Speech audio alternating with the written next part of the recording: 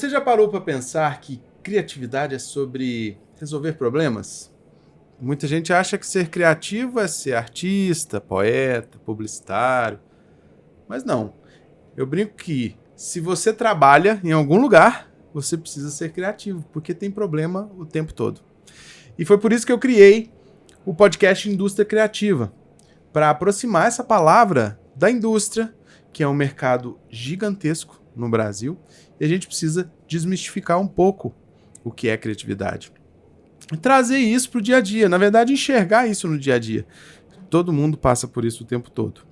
E antes de falar da minha convidada, eu queria agradecer meus parceiros, a FIENG, Federação das Indústrias de Minas Gerais, ao P7, que é o primeiro hub de economia criativa do país, a Fornexus, que é a nossa produtora aqui do podcast, e a Leb, que é a minha agência, a agência que eu sou CEO, é uma agência de marketing full service, que está dentro do grupo Partners, e a Corp também dentro do grupo, que é um grande grupo de comunicação corporativa. A Corp é a nossa assessoria de imprensa, está com a gente todo dia. Então estou aqui com a Patrícia Barbosa, que é conselheira estadual do CAU, Conselho de Arquitetura e Urbanismo, e também fundadora da PGB Arquitetura e Engenharia. Isso.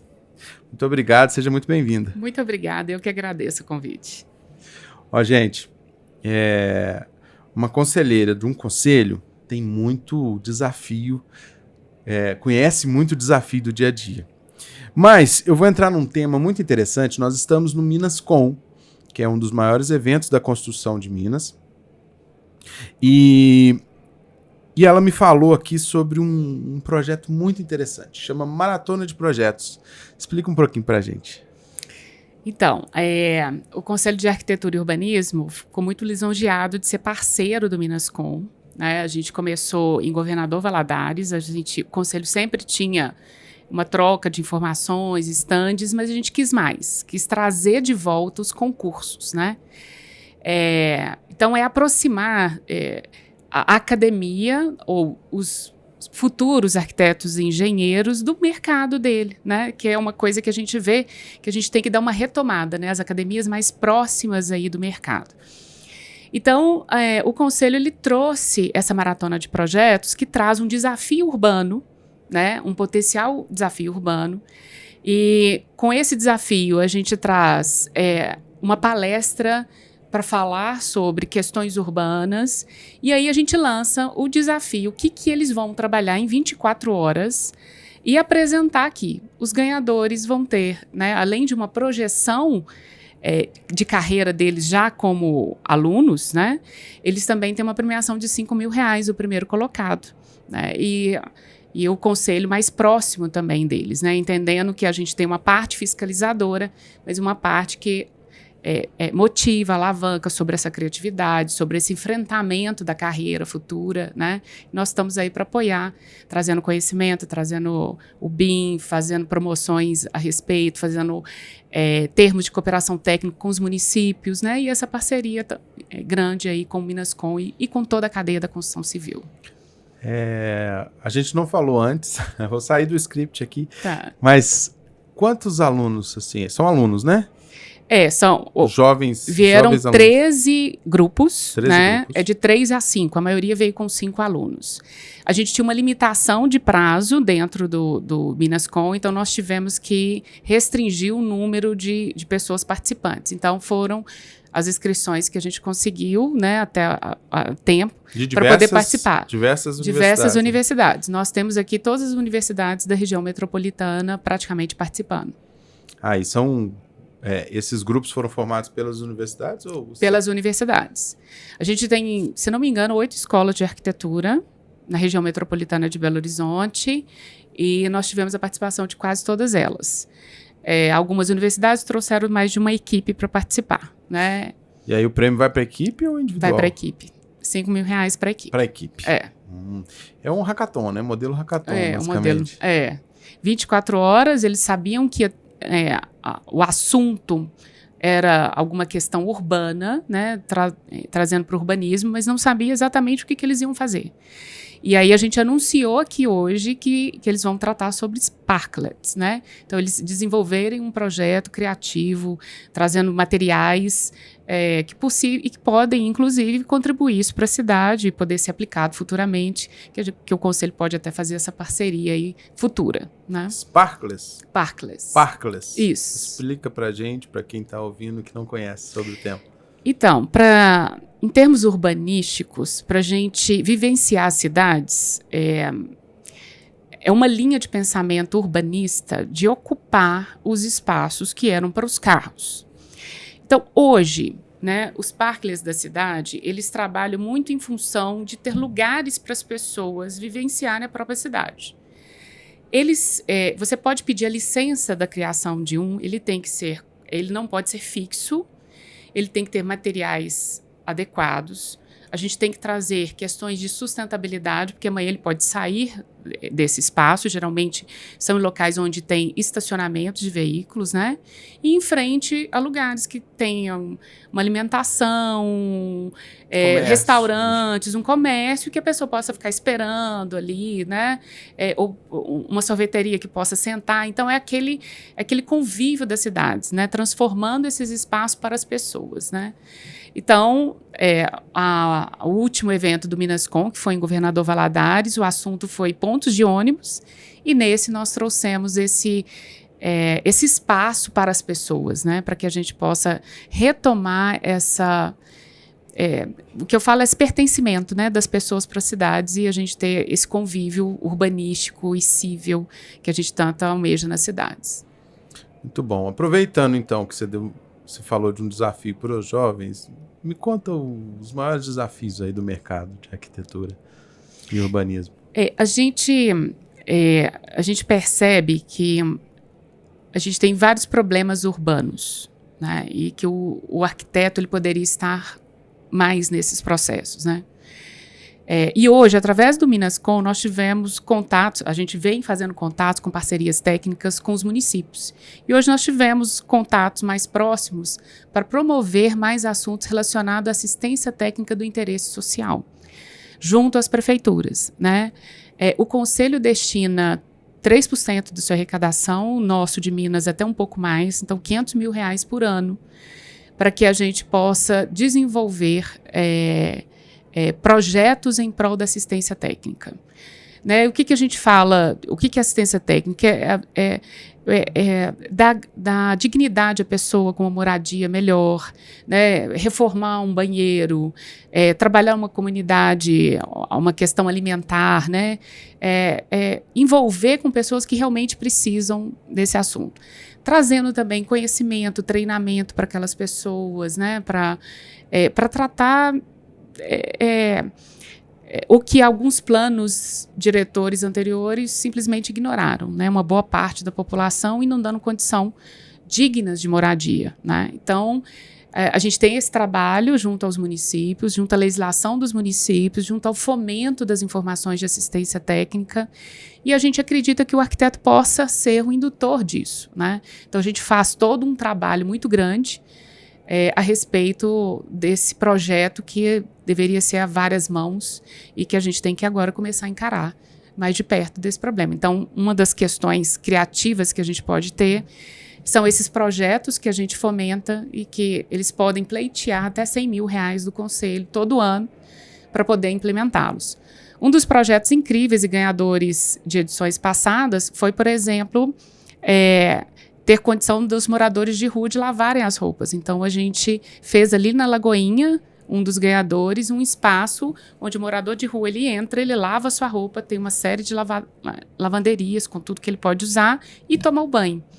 Então, dando um pouco de dignidade para essas pessoas de rua. Então, a gente faz todo esse processo aí, esse ganhador, a gente luta para que dê continuidade a ele em outras cidades. É um dos projetos ganhadores que a gente conseguiu efetivar em um dos projetos. E essa verba, né, no caso aí, foi R$100 mil para esse ganhador, para ele implantar esse projeto. Isso. E é bem específico, num determinado lugar e tal, e ele tem esse custo teórico dentro do projeto dele para ele fazer. Isso, a gente solta o edital, e aí o edital as pessoas vão lá e credenciam um tipo de projeto que precisa daquele apoio financeiro.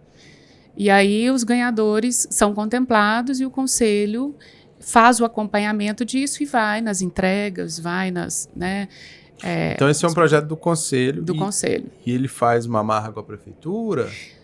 Tem várias uma prefeituras que ganham projetos que auxiliam com a verba. Às vezes eles não têm a verba, né? E organizações direcionadas junto às prefeituras solicitam essas verbas e o conselho faz junto. Além das cooperações técnicas que o conselho tem junto às prefeituras para auxiliar nas questões de legislação, nas questões de disseminação do conhecimento, de treinamentos, enfim, a gente tem um braço grande aí para falar sobre assistência técnica. Você falou do plano diretor, né? Ele é construído a várias mãos, né? Várias mãos, isso. Sinduscom, isso. O CAL provavelmente participa junto, Sim. né? E a prefeitura.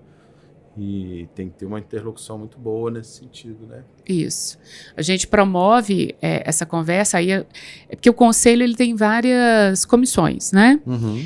Eu participo da Comissão de Ensino e Formação, que faz essa promoção junto às universidades, junto à formação do arquiteto, junto às diretrizes nacionais, né, que regulamenta a profissão, o que tem que ser feito, o que tem que ser passado. E sou coordenadora da Comissão de Assistência Técnica do Interesse Social, que ela é uma comissão especial, ela não é uma comissão ordinária, e que a gente trata questões específicas dessa e com as parcerias nas prefeituras. Então, a gente tem parcerias já com Belo Horizonte, Nova Lima, a gente assinou agora alguns outros convênios. Então, assim, o que eles precisam de apoio técnico dos profissionais, nós estamos fazendo. E aí tem também a parte de urbano, né, e, de comissões de políticas urbanas. Então, a gente trata todos esses assuntos que permeiam a formação do arquiteto e do urbanista. Legal. Você falou de formação, né, uma frente que você está aí, além de ser professora, tem, né, fala um pouco dessa juventude que está sendo formada, os desafios deles hoje. Eu adoro, né? Porque os alunos têm muitos sonhos, né? Que quando a gente vai para o mercado, não vou falar o tempo que eu estou no mercado, mas é um bom tempo já, a gente vai ficando muito calejado, né? E os alunos trazem esses sonhos, né? Que renovam a sociedade como um todo, né? Essa moçada que está entrando no mercado, eles são muito sensíveis.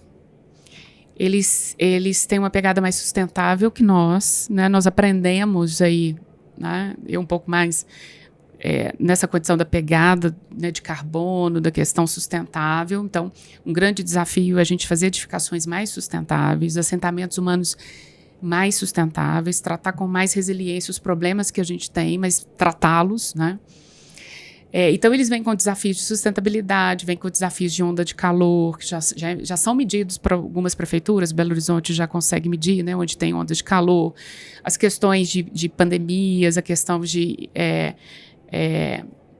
específicas, por exemplo, de dengue, acúmulo de dengue. Eles já têm muito mais mapeados onde tem inundações, onde a gente sabe que vai ter inundações. Então, assim, eles têm grandes desafios, que é tratar com uma indústria que a gente vai ter que revolucionar a forma com que a gente constrói hoje. Então, vai partir muito da arquitetura, trabalhar com materiais, trabalhar com questões estruturais, né, de repensar a maneira com que a gente constrói e projeta hoje. Então, eles estão chegando com isso aí muito forte. Estão chegando com o advindo da tecnologia, e nós estamos falando do BIM, que é Buildability Information Modeling, que é modelar a construção. Então, é o arquiteto muito mais próximo dos métodos construtivos, de como se constrói, com produtos inovadores, né? E eles têm um desafio muito grande, também de como essa inteligência artificial está chegando, como eles têm que assumir esse papel e pegar isso como um indutor da formação da arquitetura e do urbanismo, né? E não como um perigo. Então, eu acho que a parte mais desafiadora é a gente entender como essas novas tecnologias vão permear e facilitar e melhorar os processos da arquitetura e do urbanismo para todos. E são muitos desafios. E eles têm uma vantagem em relação, né, a gente que é um pouco mais velho, que é essa agilidade de aprender, né? De entrar na tecnologia, de ter esse olhar diferenciado, né? Uma dica que eu sempre dou, eu gosto de trabalhar com jovens, é que ele precisa ter um pouco mais de paciência, né? Isso. E resiliência, que às vezes falta. É o que falta. Por eles ter muita coisa, né? Uma facilidade grande em ter coisas rápidas, né? Ele não tem essa espera, né? E o tempo molda muita coisa, né? Então, é uma frente que eu gosto de falar. O que mais que a gente pode falar para eles, para que eles consigam superar esses desafios? Assim? Eu acho que é entender esse novo mercado que eles estão entrando, que é um mercado também que tem mudado bastante, né? A nossa cultura do dia a dia, ele tem que ser muito observado pelos arquitetos e pelos urbanistas, né? Eu brinco que há um tempo atrás você queria ter as coisas. Hoje era o sentido de posse. Hoje é o sentido de poder ter a experiência, né? Hoje a gente usa, né? Isso, exatamente. Eu nem sempre vou querer ter um carro, mas uma economia mais compartilhada eu acho que tem uma pegada legal. Então, deixa eu entender como é que isso funciona e o que isso, de alguma maneira, vai para as nossas cidades ou vai nos nossos projetos, os empreendimentos, né?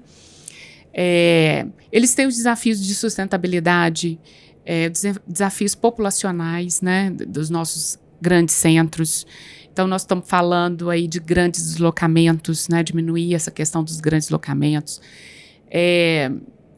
Eles vão ter esse desafio desse novo mercado, da gourmetização das coisas, das experiências, né, porque eles querem experimentar tudo, né. Até na maneira da compra que ele faz é diferente. Então, hoje os supermercados são menores, eles são mais atrativos para aquele consumo fim. Mais né? nichados. Né? Então, assim, a dinâmica das cidades tem mudado. Né? Assim como o público que compra os apartamentos ou as casas, assim como as pessoas que vivenciam as cidades. Né? Tem dinâmicas diferentes. Hoje a vida das cidades está muito mais voltada para o lado de cuidar do corpo. Wellness, né? Exatamente. Então, qualidade de vida. Qualidade de vida. Então, nem sempre vão ser aqueles workaholics, né, que vão ficar ali o dia inteiro trabalhando e tá tudo bem, resiliente. Não, eles querem ali uma qualidade de vida que é diferente desse pensamento. E o que eu acho que vai mudar também nos grandes centros, e eles têm que interpretar isso para poder oferecer produtos ou estarem atuando nessas demandas, né? Uma coisa que eu sempre observei no mercado, e talvez o CAL tenha um papel de tentar mudar isso, já participei de licitações do CAL, então eu entendo lá alguns desafios, já vi uns briefings, né? E um desafio grande é que a arquitetura é muito elitizada, no geral, né? Você acha que isso tem possibilidade de mudar? Então, eu dou aula de arquitetura e contemporaneidade. Perguntei para a pessoa certa, né? Uma das provocações que eu faço eu coloco um vídeo que separa o mesmo bairro de Belo Horizonte em duas realidades distintas, que é o bairro Serra ali, né? Que eu tenho um alto padrão e eu tenho habitação econômica precária e muitas vezes que a gente precisa tratar em assistência técnica. Então eu tenho dois mundos no mesmo bairro. E eu pergunto, para qual arquitetura você quer se formar? Essa com uma demanda e uma questão latente aqui, social, né? Ou essa arquitetura elitizada, bonita, que tem seu campo, né? Então eu faço muito essa provocação. Mas o que a gente vê é que falta muito arquiteto dentro das prefeituras. Justamente nessa questão urbana, né? Da gente resolver as coisas de maneira social. Hoje, grande parte dos arquitetos urbanistas trabalham num nicho mais do mercado de alto padrão, mercado de interiores. Mas a gente tem problemas gravíssimos que a gente precisa resolver com a arquitetura, né? Quando a gente fala que o Sistema Único de Saúde está lotado de pessoas, muitas delas são de problemas que vêm das próprias casas. Nós estamos falando de falta de saneamento básico, nós estamos falando de moradias que têm problemas de saúde, de respiração, porque estão mofadas, tem uma capilaridade ali. Então, são problemas sérios que elas enfrentam, né?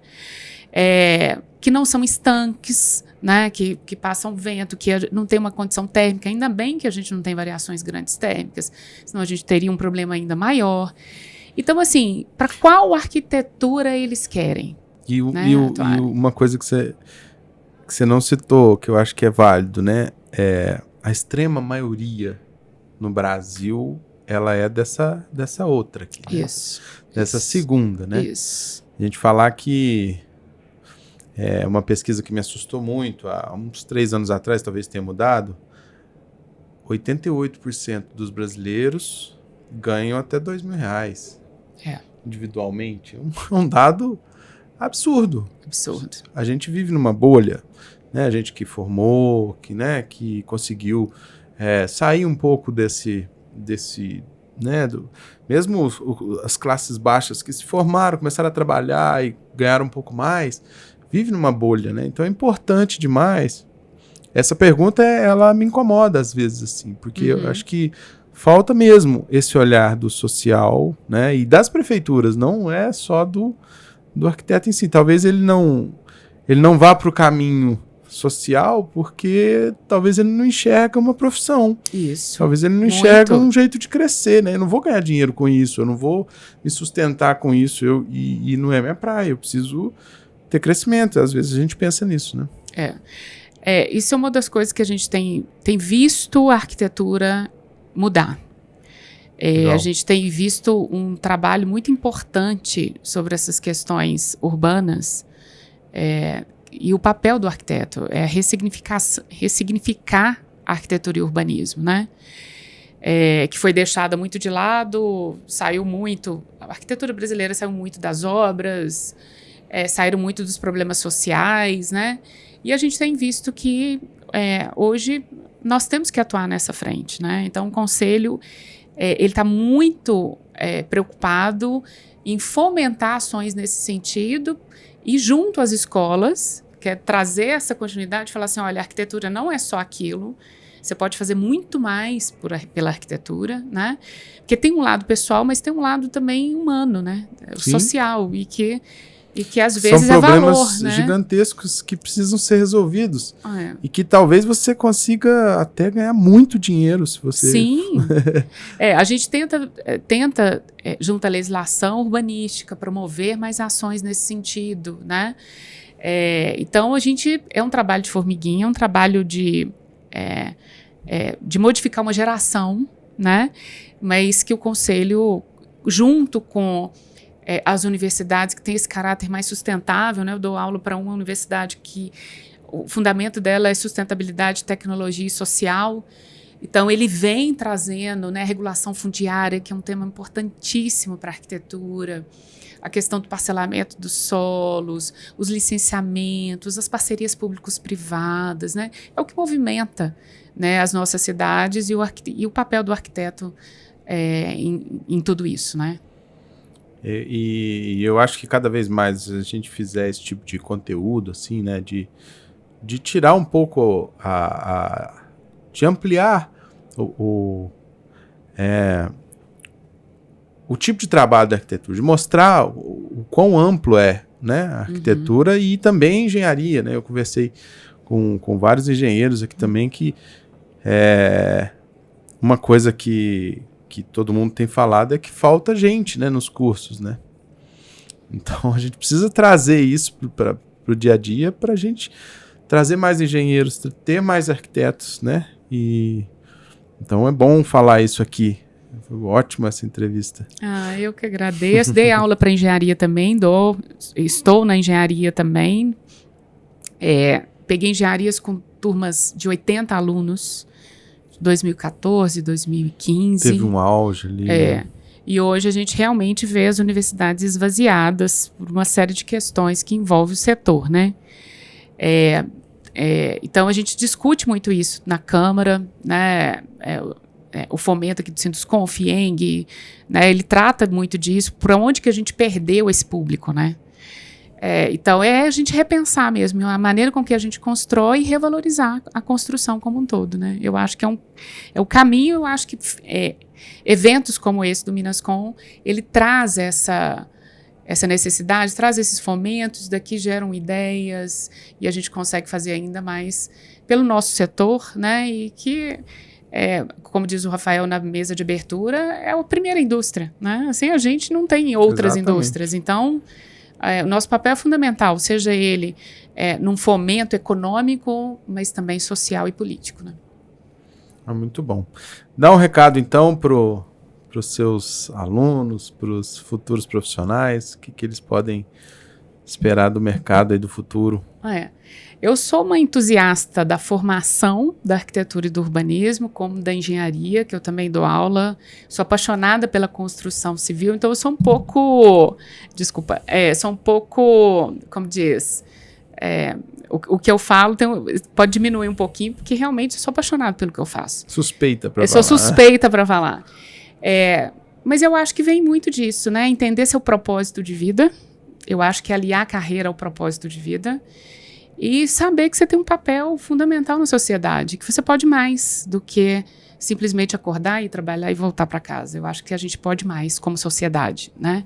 Então, eu acho que vem desse propósito de vida, tá alinhado com o propósito de família, de carreira, né? E é uma área desafiadora, linda, para quem não gosta de monotonia, vem para a construção civil, vem para a arquitetura e vem para a engenharia, que é difícil, pesada, mas ela é muito prazerosa, né? Não tem profissão as intervenções. Fácil, não. Todo mundo acha que tem alguma. Não, todas as profissões têm seus grandes desafios, né? É isso aí. Muito obrigado mais uma vez. Eu que agradeço. Conta onde a gente te acha, LinkedIn. Eu tenho da empresa, PGB Engenharia, né, LinkedIn, Instagram, e o meu pessoal, Patrícia Elizabeth, FGB. Hoje, né, eu também dou aula na Dom Helder, né, sou do núcleo de diretriz estruturante do curso de arquitetura e urbanismo lá, e na pós-graduação da UFMG e PUC. Então, a gente faz trabalhar, né, a academia com a indústria, fazendo esse fomento tão necessário para o nosso setor e para gerar a inovação e a criatividade. Muito bom. Trabalha a criatividade o tempo todo nesse mercado tão desafiador. Muito obrigado mais uma vez e até o próximo episódio.